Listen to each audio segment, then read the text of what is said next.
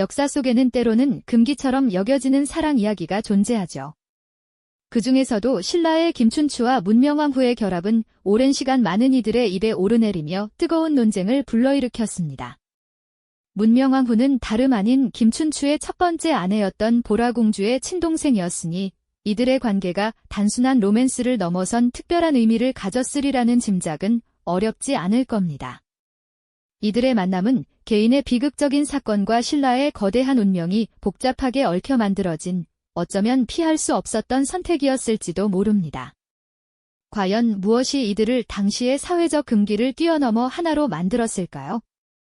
저희는 오늘 이들의 이야기가 단순한 스캔들이 아니라 신라의 최고 권력자로 성장하는 김춘추의 인생을 송두리째 바꾼 개인적인 비극과 깊은 복수심, 그리고 마침내 삼국통일이라는 국가적 대업과 어떻게 긴밀하게 연결되는지 그 숨겨진 이야기와 역사적 맥락을 통해 강력한 궁금증을 해소해드리고자 합니다.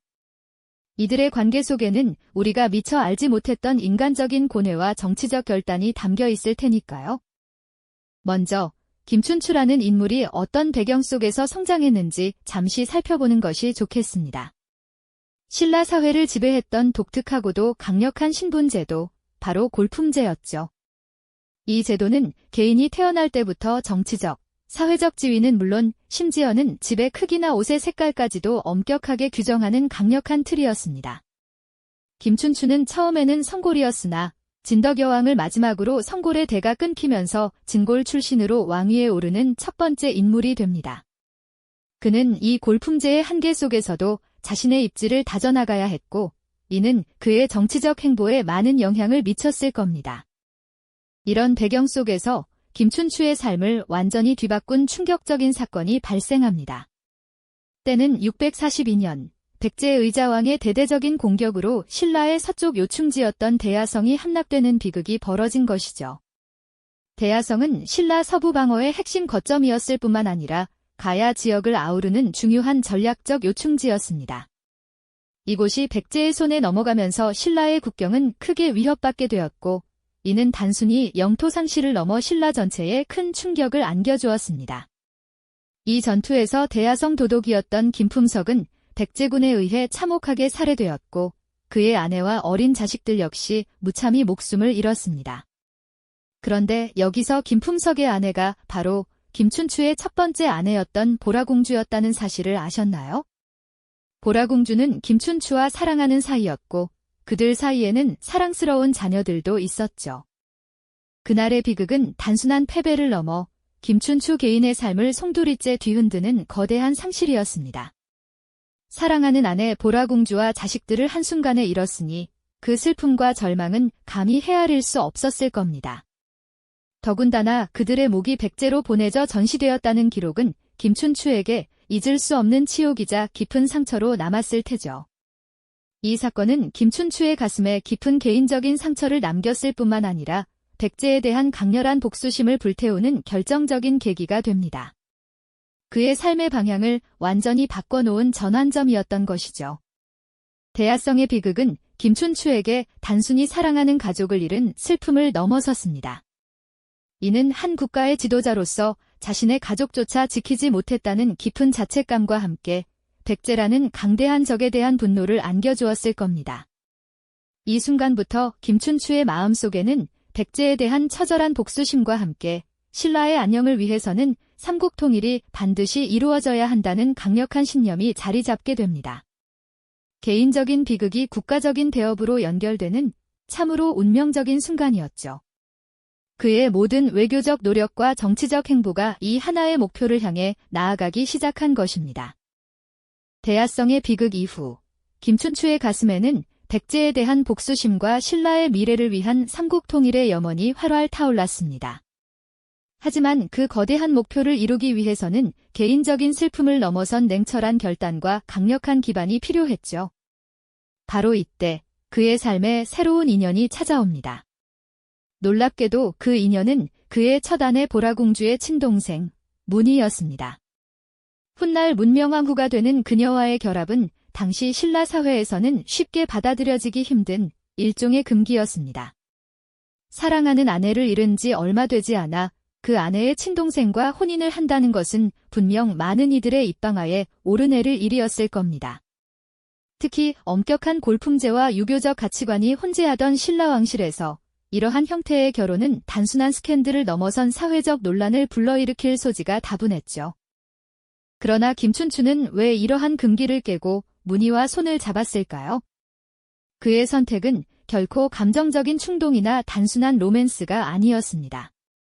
오히려 이는 신라의 운명을 바꿀 전략적인 포석이자 그의 통일 대업을 위한 필수 불가결한 선택이었던 것이죠.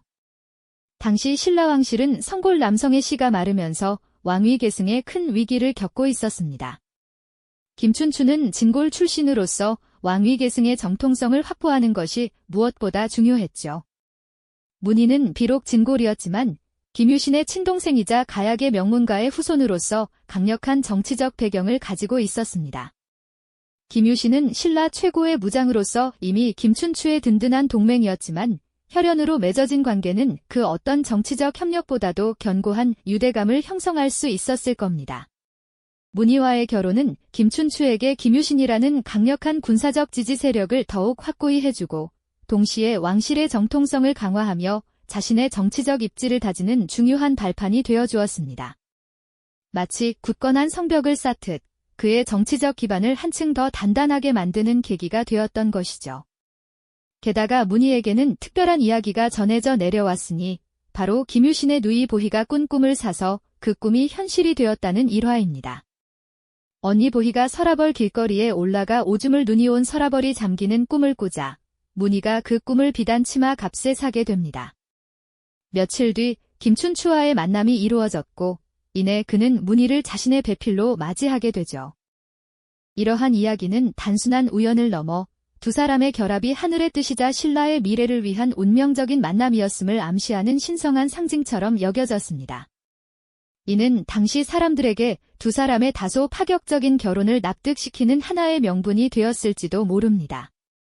개인적인 비극을 딛고 일어서야 했던 김춘추에게 문희는 단순한 아내를 넘어선 정치적 동반자이자 나아가 신라의 새로운 미래를 열어줄 운명의 여인이었던 셈입니다.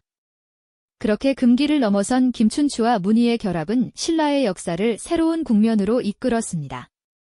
두 사람이 부부의 연을 맺은 후 김춘추는 마침내 신라의 제29대 왕인 태종무열왕으로 즉위하게 됩니다.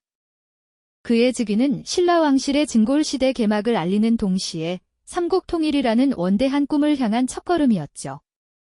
문명왕 후가 된 문희는 남편의 곁에서 묵묵히 그의 정치적 행보를 지지하며 왕실의 안정을 도모했습니다. 그녀는 단순히 왕의 아내로서의 역할에 머무르지 않았습니다. 훗날 삼국통일의 위협을 완성하는 문무왕을 낳아 왕실의 정통성을 굳건히 이어받게 했으니 이는 그녀가 신라 역사에 남긴 가장 중요한 공헌 중 하나라고 할 수 있을 겁니다. 대야성의 비극으로 잃어버린 가족의 아픔을 딛고 문명왕 후와의 결합을 통해 새로운 가족을 이룬 김춘추는 개인적인 상처를 국가적인 대업으로 승화시키는 놀라운 리더십을 보여주었죠. 문명왕 후는 태종무열왕의 가장 가까운 동반자로서 그의 외교적 노력과 군사적 전략 뒤에서 굳건한 버팀목이 되어주었습니다. 그녀의 존재는 김춘추에게 단순한 위로를 넘어 새로운 시작과 희망을 상징했습니다.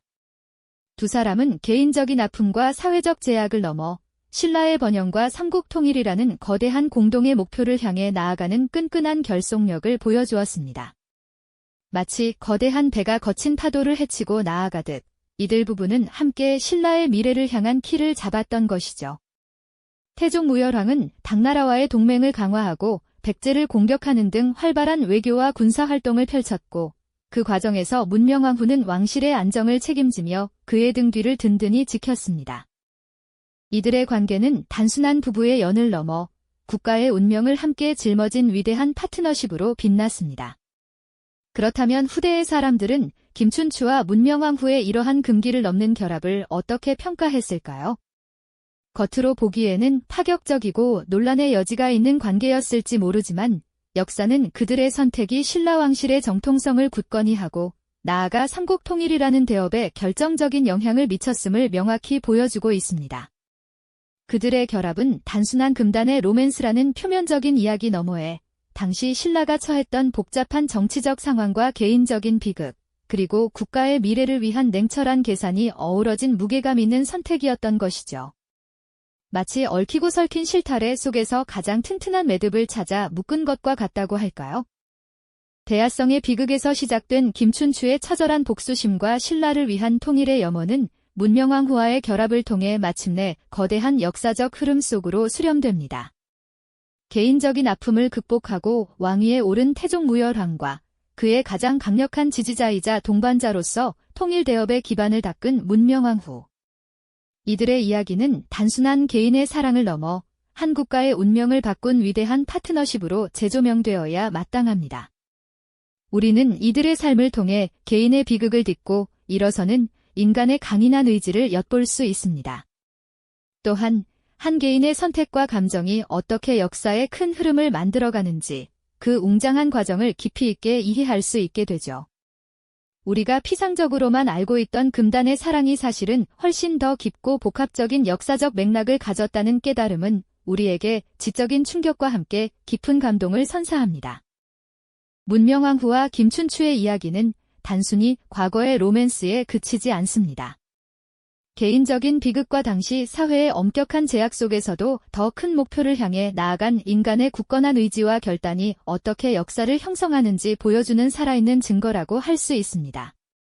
더불어 금기라는 개념이 시대와 상황에 따라 얼마나 다르게 해석되고 또 변화할 수 있는지 성찰하게 하는 중요한 메시지를 던져주죠.